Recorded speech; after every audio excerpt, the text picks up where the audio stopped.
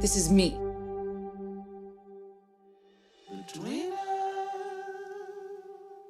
Certains résument le cinéma à un simple spectacle de divertissement, ce qui n'est exactement pas le cas. Alors oui, bien entendu, aujourd'hui, ce qui est le plus connu, c'est le divertissement et les beaux effets spéciaux. Vous prenez Marvel, vous prenez DC, vous prenez Star Wars maintenant avec l'épisode 9, hein. Mais à côté, je ne suis pas d'accord avec cette affirmation. Le cinéma, c'est un art, ça a été prouvé, ça peut exploiter tout et n'importe quoi dans le sujet, dans la thématique, dans les personnages. Et là, dans le cas ici présent, ce qui est attirant, c'est le synopsis de l'histoire. Rien qu'en lisant le synopsis, j'avais déjà très envie de découvrir le film. Surtout que pour une fois, c'était vraiment un sujet très marquant, qui ne m'est pas arrivé personnellement, mais qui pourrait parler à beaucoup de personnes.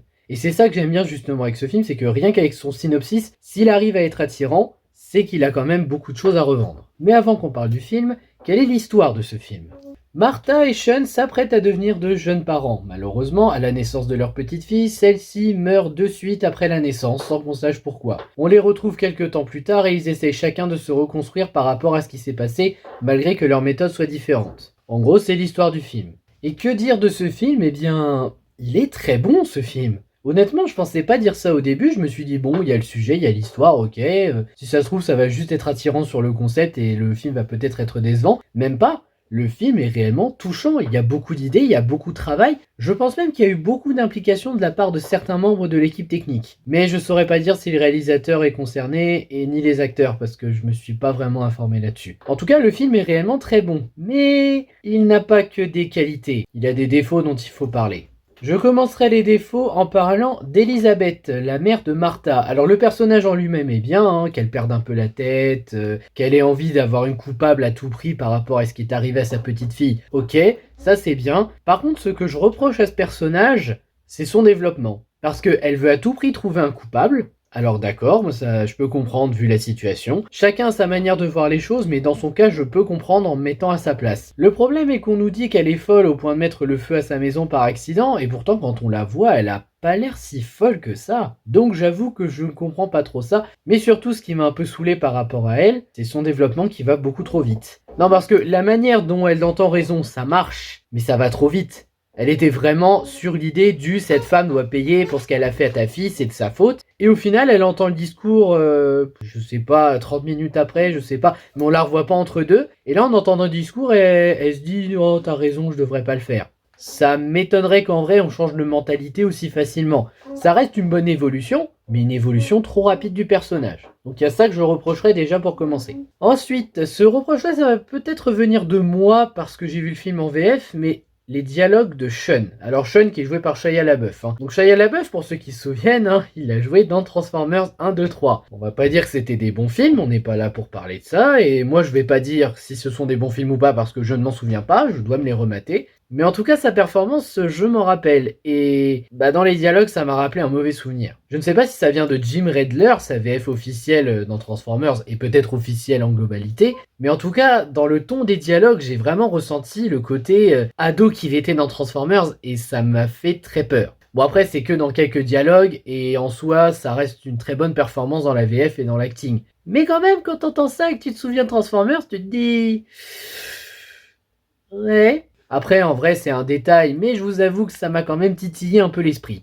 On a la musique aussi qui met un peu de temps à arriver. Je dirais que la première musique arrive au bout de 20 minutes. Bon, là, oui, c'est un détail qui me perturbe que moi, mais je dois admettre que 20 minutes de silence pour après arriver à une musique et aussi belle en plus, j'ai eu un petit peu de mal, je vous avoue. Je finirai les défauts en disant que le film paraît lent. Il n'y a pas réellement de scènes inutiles, il y a des scènes réellement travaillées, bon peut-être une ou deux micro-scènes à enlever, mais j'ai vraiment l'impression que le film se veut un peu trop lent. Et non, je suis pas allergique aux films longs, j'adore Le Seigneur des Anneaux que je peux regarder, 4h30, Le Retour du Roi en version longue, aucun problème. Mais là je sais pas, j'ai vraiment eu un sentiment de longueur, j'ai pas réussi à me dire oui mais t'inquiète pas ça va vite, non. J'ai pas senti mes cheveux pousser au point de dire je m'ennuie, mais j'ai vraiment ressenti un sentiment de longueur. Et enfin, je sais que Vanessa Kirby a eu un prix pour son rôle, et oui, elle joue très bien dans le film. Par contre, il y a un moment qui m'a pas beaucoup convaincu personnellement, après c'est peut-être parce que je ne l'ai pas vu en vrai, c'est le début de ses contractions. Il y a que ce moment-là où je me suis dit, là, Vanessa Kirby, t'as peut-être un petit peu de mal à jouer. Bon, j'ai vu comment elle s'est inspirée, elle a assisté à un accouchement, donc elle a vu les contractions. Mais voilà, je trouve qu'elle a juste un peu de mal à ce moment-là, et dans la deuxième partie, quand elle commence réellement à perdre les os, à accoucher, là, elle devient meilleure. Et à part ça, c'est tout. C'est tout ce que je peux réellement reprocher au film. En qualité, j'ai beaucoup de choses à dire, mais je pense que je vais commencer par les personnages. Donc, à commencer par Martha, jouée par Vanessa Kirby, qui a accouché d'une enfant qui malheureusement est morte après l'accouchement, qui essaye de comprendre et qui, justement, pour essayer de passer à autre chose, fait comme si elle n'avait jamais eu de fille. C'est une réaction qu'on peut comprendre. Je ne dis pas qu'on doit faire les mêmes choses qu'elle, on n'est pas là pour approuver ou pas ses méthodes, on est là pour la comprendre en se mettant à sa place. Et essayer de faire en sorte de croire qu'elle n'a jamais eu d'enfant vu ce qui est arrivé, bah ça se comprend totalement en fait. Même dans le côté je me renferme, j'ai pas envie d'en parler ou ça me met en colère, ça se comprend totalement. Et puis même, elle souffre tous les jours de ça. Même quand elle essaye de ne pas y penser, qu'elle essaye d'oublier, elle ne peut pas oublier, ça lui fait mal, ça lui fera toujours mal, il y aura toujours quelque chose. Donc oui, c'est un très bon personnage principal et un personnage très touchant. On a aussi Sean, joué par Shia LaBeouf, je crois que ça se dit comme ça, vous me reprendrez si je le dis mal. Lui, c'est le père qui aurait adoré avoir une fille, mais qui, comme Martha, a du mal à vivre le fait qu'elle soit morte, mais pas de la même façon.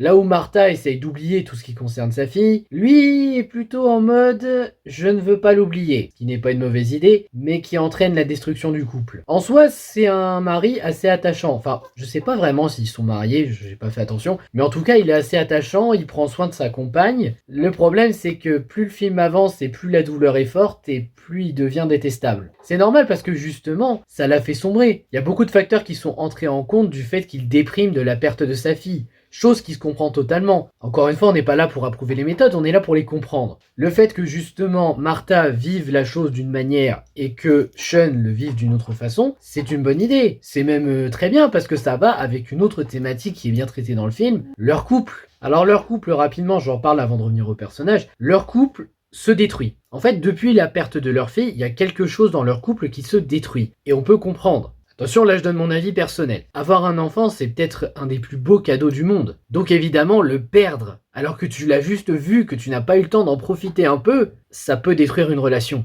Et là, leur relation, c'était ça. La relation, plus elle avance dans le film, et plus elle devient brisée, toxique. Je me demande même si au bout d'un moment, Sean ne s'est pas mis à battre sa femme. Mais on sait pas parce qu'il n'y a pas de blessure apparente, alors je me pose des questions. En tout cas, la relation en elle-même est faite en rapport avec le film, et elle est développée de manière intéressante. On a Elizabeth, jouée par Ellen Burstyn, dont je vous ai un peu parlé dans la partie négative. C'est son évolution que je critiquais, mais pas le personnage en lui-même. C'est une grand-mère, du moins une future grand-mère, qui, comme les parents, ont vécu un drame en perdant sa petite fille. Elle cherche un responsable. Sean, il a sa manière de gérer, Martha aussi, et Elisabeth la grand-mère aussi. Elisabeth, elle veut faire payer la sage-femme, parce que c'était pas la sage-femme qui devait venir à la base. Et comme certaines personnes, je pense de manière réaliste, elle cherche un coupable. Donc elle se dit que c'est de la faute de la sage-femme qui a mis au monde la petite fille. On la comprend, c'est une grand-mère, elle n'a plus grand-chose, elle avait envie d'avoir une petite fille, et évidemment, quand tu perds quelqu'un, t'es aveuglé. Tu peux te dire c'est de la faute de tel, c'est de la faute de tel. Elle cherche à trouver une coupable à tout prix. Elle veut une coupable. Elle ne veut pas oublier. Elle veut une coupable. Alors bien sûr, elle aimait sa petite fille malgré qu'elle ne l'ait pas vue, pas connue. Mais elle veut quand même une coupable. Elle veut que quelqu'un paye pour ça. Enfin, on a Eva, jouée par Molly Parker, qui est la sage-femme remplaçante de celle qui devait faire accoucher Martha. Et c'est difficile de croire qu'elle est coupable du meurtre d'un enfant, même d'un nourrisson.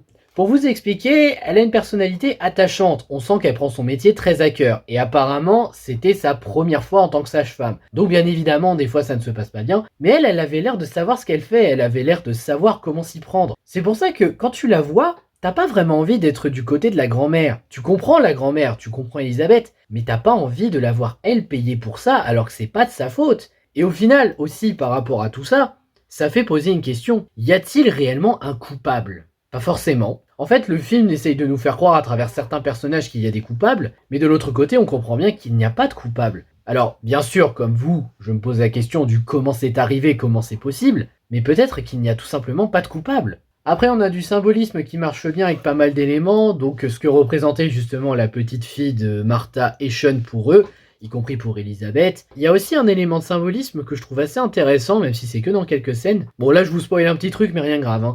Martha en fait, elle prend des graines de pommes, qu'elle couvre, qu'elle prend vraiment soin, et elle les met dans le frigo en se disant j'espère que ça va pousser. Bah c'est peut-être sa représentation du est-ce que j'aurais été une bonne mère ou est-ce que c'est pas de ma faute si elle est morte. Encore une fois, le film essaye de nous faire croire à travers certains personnages qu'il y a des coupables, mais en fait, il y en a pas. En tout cas, en termes de symbolisme, il y a beaucoup de choses qui fonctionnent. Ou même, j'en parle rapidement, quand Martha voit des enfants, elle n'est plus souriante. Elle se dit pas, oui, un enfant c'est mignon. Non, quand elle voit un enfant, elle souffre. Et on comprend pourquoi. Après, les deux personnages ont une évolution intéressante. Martha qui d'un côté apprend à accepter qu'elle a eu une fille et donc qu'elle ne doit pas l'oublier.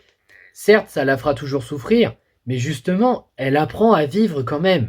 Ce n'est pas parce qu'elle a perdu sa petite fille que la vie s'arrête. Alors oui, c'est douloureux de perdre un enfant, mais ça ne veut pas dire qu'elle a fini la vie. Et ça ne veut pas dire qu'elle est une mauvaise mère ou que c'est de sa faute si sa fille est morte. Donc de ce côté-là, elle a une évolution intéressante. Là où de l'autre côté, Sean aussi a une évolution intéressante, mais pas de la même façon. En fait, là où Martha arrive à remonter petit à petit, mais vraiment avec beaucoup de difficultés, et ça peut se comprendre, Sean y plonge de plus en plus. Il accumule les conneries, il accumule les mauvais choix, et ça peut se comprendre. Il arrive parfois qu'on soit perdu, qu'on ne sache pas quoi faire, qu'on ne sache pas vers qui se tourner au point de vouloir rester seul. Donc que Sean est dégradé à ce point, ça ne me plaît pas, mais c'est pas fait pour me plaire. C'est fait pour être de manière réaliste et apporter une évolution logique par rapport à ce qui s'est passé pour le personnage. Donc oui, le voir faire tout ce qu'il fait, c'est horrible, mais c'est logique. Après, il y a le message de ce long métrage. Bon, message que moi personnellement j'ai vu, c'est pas dit que vous verrez le même, mais je le dis quand même. C'est qu'il ne faut pas chercher de coupable. Il n'y a pas forcément de coupable à ce genre de tragédie. Alors oui, il arrive des choses horribles, il arrive des tragédies tous les jours, mais il n'y a pas toujours de coupable à ça. Ça apporte aussi le fait que justement, ce genre d'épreuve est très difficile à surmonter, mais c'était pas impossible.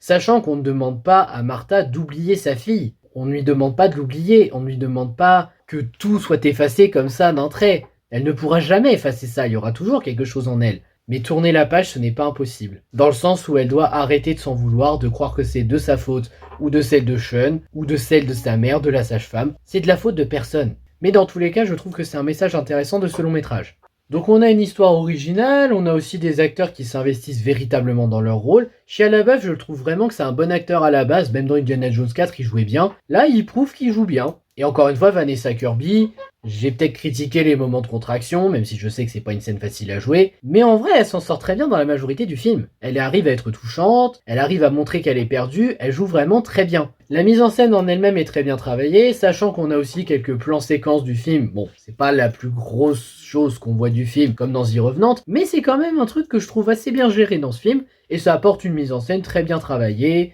qui arrive à nous faire comprendre ce qui se passe, sans qu'on ait besoin de dialogue pour nous expliquer. Les musiques sont magnifiques, la fin est un peu sujette à interprétation, mais on en reparlera en partie spoil si vous le voulez bien. Moi personnellement je trouve que c'est une bonne fin, même si c'est vrai que ça fait un peu scène dispensable. Les décors sont plutôt réussis, et en termes d'émotion, ça marche. Ça m'a pas forcément donné envie de pleurer, mais je peux pas nier que je suis pas resté indifférent par rapport à ça. Encore une fois, c'est une grosse tragédie qui leur est arrivée. Donc dans la partie spoil, je vais commencer par parler de la fin. À la fin, on a Martha qui va retrouver une petite fille qui est en train de manger des pommes dans un arbre. Elle la fait descendre. D'ailleurs, je crois que c'est le prénom de sa fille, si je ne dis pas de bêtises. Et elle retourne dans la maison, sachant que c'est surtout filmé à travers des feuillages. Et en fait, si je dis que cette fin est sujette à interprétation, c'est pour deux raisons. Parce qu'on sait pas ce que c'est. On se demande si c'est sa fille de l'autre monde qu'elle a rejoint, ou si elle a refait sa vie. Surtout que, c'est pas pour être glauque, mais ça fait très jardin d'Éden, je trouve, cette fin. Avec l'arbre, les pommes, je sais pas, moi je trouve que ça fait jardin d'Éden. Après, en soi, cette scène, elle est pas inutile, ça fait un peu scène bonus, et encore une fois, sujet d'interprétation, parce que tu peux faire croire que tu as fait le deuil, mais qui nous dit qu'elle n'a pas rejoint sa petite fille ?